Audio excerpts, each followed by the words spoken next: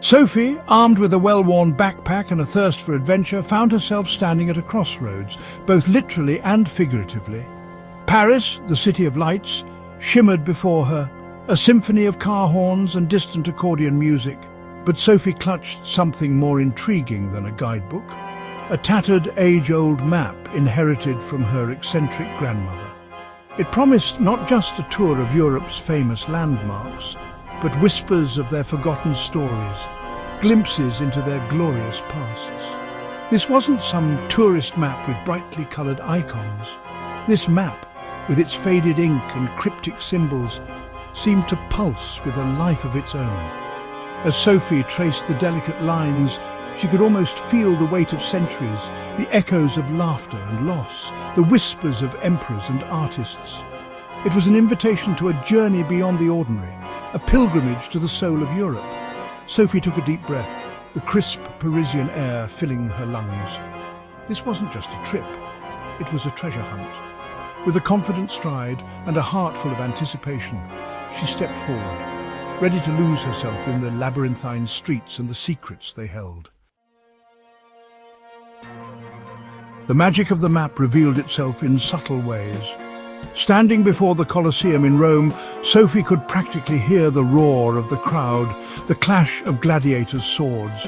The map seemed to vibrate in her hand, the ink swirling as if trying to paint a picture of the past. She closed her eyes and saw not just crumbling ruins, but a vision of might, the heart of an empire pulsing under the Mediterranean sun. In Athens, beneath the shadow of the Acropolis, the map led her to a hidden grove untouched by time. As she sat among the olive trees, the air thick with the scent of pine and earth, she felt an overwhelming sense of peace, a connection to the philosophers and poets who had walked these same paths centuries before. The map didn't just show her history, it made her feel it in her bones. Each city unfolded like a chapter in a history book, each one brought to life by the map's uncanny ability to peel back the layers of time. It wasn't just the grand monuments that came alive, even the cobblestone streets and ancient squares seemed to hum with the energy of the past.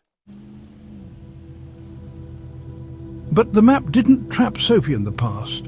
Instead, it revealed the beautiful tapestry woven by time, the way ancient wonders coexisted with modern life. In Bath, England, she marvelled at the Roman baths, imagining toga-clad figures lounging in the steaming waters. Later that day, she found herself sipping tea in a charming cafe, the steam from her cup mingling with the laughter of locals. The past and present, far from clashing, complemented each other, creating a rich and vibrant experience. The map guided her to bustling marketplaces in Barcelona, where the aroma of spices mingled with the scent of fresh-cut flowers. She wandered through the Gothic quarter, its narrow, winding streets a stark contrast to the wide boulevards and modern architecture of the newer parts of the city. Yet, there was a harmony, a sense of continuity that spoke to the enduring spirit of the place. The map was more than a guide. It was a storyteller, whispering tales of conquests and creativity, of love and loss, of the rise and fall of empires. As Sophie's journey neared its end, she stood on the cliffs of Ireland, the wind whipping her hair, the vast expanse of the Atlantic stretching before her. In her hands, the map, now softened with use, felt like an old friend. It had shown her more than just the physical landmarks of Europe. It had revealed the soul of a continent, the enduring spirit of its people. She realized that the true magic of the map lay not in its ability to transport her through time, but in its power to open her heart and mind to the wonders that surrounded her. It had taught her to look beyond the surface, to see the stories etched in every stone, to hear the echoes of the past in the bustle of the present. Sophie tucked the map carefully back into her bag, a contented smile playing on her lips. She was no longer just a traveller.